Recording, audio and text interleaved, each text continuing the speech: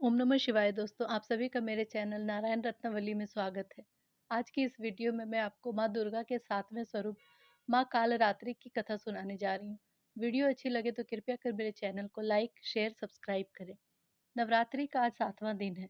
इस दिन माँ दुर्गा के 7वें स्वरूप माँ कालरात्रि की पूजा की जाती है। कालरात्रि देवी दुर्गा जी का ही 7वां स्वरूप है, जिसे दैत्य रक्त बीज के वध के लिए माता ने अपने तेज से उत्पन्न किया था। माँ कालरात्रि को महायोगिनी और शुभंकरी भी कहा जाता है। माँ दुर्गा की 7वीं शक्ति कालरात्रि के नाम से जानी जाती है। इनके शरीर का रंग काला है, जो अंधकार का प्रतीक है। इनके बाल बिखरे हुए हैं, जो इनकी उग्रता का प्रतीक है। इनके गले में बिजली की माला है, जो कि इनकी शक्ति का प्रतीक है। इनकी 3 आंखें हैं, जो इनके ज्ञान और दृष्टि का प्रतीक है।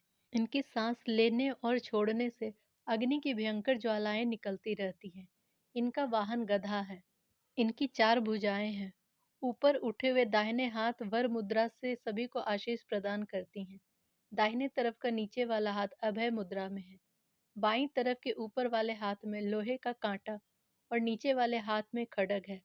माँ कालरात्रि का स्वरूप देखने में अत्यंत ही भयानक है, लेकिन ये हमेशा शुभ फल ही प्रदान करती हैं। इस कारण इनका एक नाम शुभंकरी है।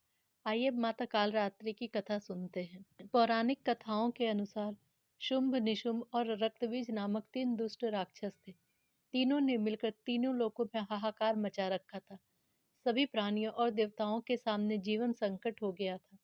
इन दुष्ट दैत्यों के बल के आगे कोई भी अस्त्र शस्त्र टिक नहीं पा रहा था।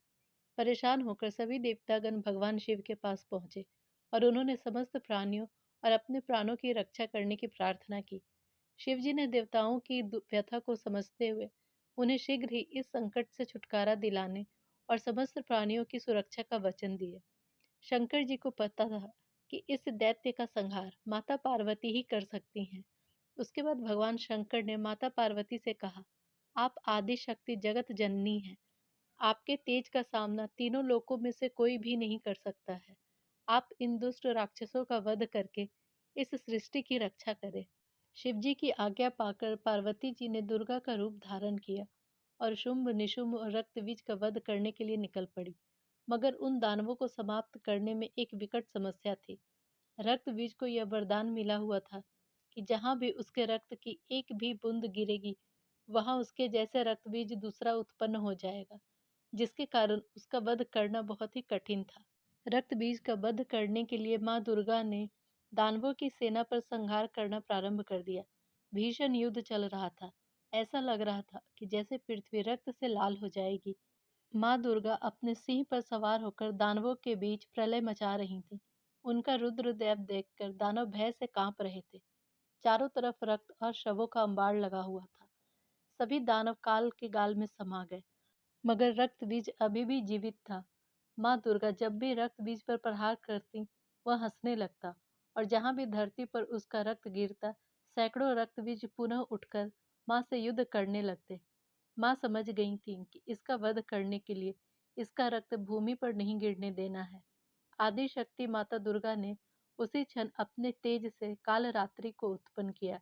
जैसे ही माँ दुर्गा ने रक्त बीज का सर काटा, कालरात्रि ने उसका रक्त नीचे गिरने से पहले ही अपने मुंह में भर लिया और दूसरा रक्त बीज उत्पन्न नहीं हो सका। इस प्रकार माँ दुर्गा का स्वरूप कालरात्रि रूप में प्रकट हुई और रक्त बीज का वध हुआ।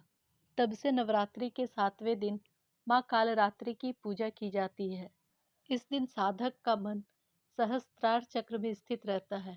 उसके लिए ब्रह्मांड की सारी सिद्धियों के द्वार खुलने लगते हैं।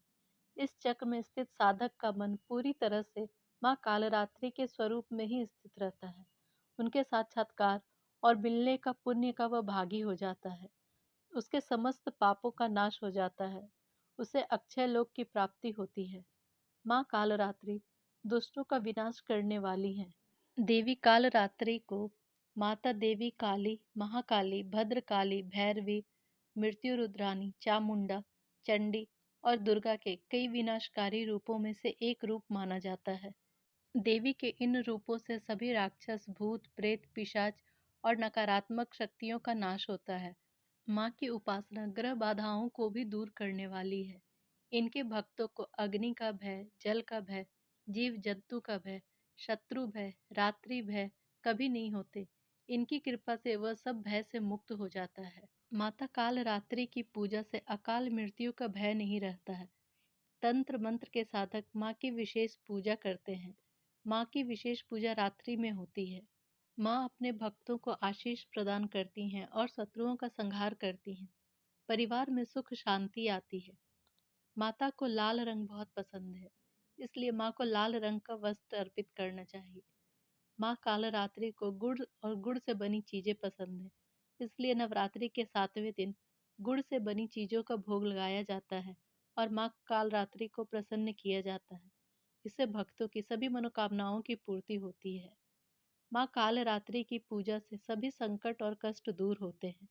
माता का ये रूप दुष्टों और शत्रुओं का संहार करने वाला है। माँ की पूजा का मंत्र है, या देवी सर्वभूतेषु माँ कालरात्रि रूपेण संस्थिता, नमस्तस्यै नमस्तस्यै नमस्तस्यै नमो नमः। हे माँ, आप इस जगत में कालरात्रि के रूप में स्थित हैं। आपको बार बार मेरा नमस्कार है। माँ कालरात्रि का वस्त्र बागंबरी है। उन्हें कृष्ण और लाल रंग प्रिय है। भक्तों को पूजा करते समय लाल या पीले वस्त्र धारण करने चाहिए। माँ कालरात्रि के पूजन करने से भक्तों को किसी प्रकार का भय और द्वेष नहीं रहता और शुभ फलों की प्राप्ति होती है। आज के दिन का महत्व। कालरात्रि का स्वरूप जितना भयंकर है, उतना ही ये शुभ फल देती हैं। इसलिए इनका एक नाम शुभंकारी भी है। इनकी पूजा से कभी आसुरी शक्ति व्याप्त नहीं होती है और भक्तों की सोच को निर्मल और विचारों को उच्च बनाती है। माता रानी आप सबों की सभी मनोकामनाओं को पूरा करें। जय माता दी।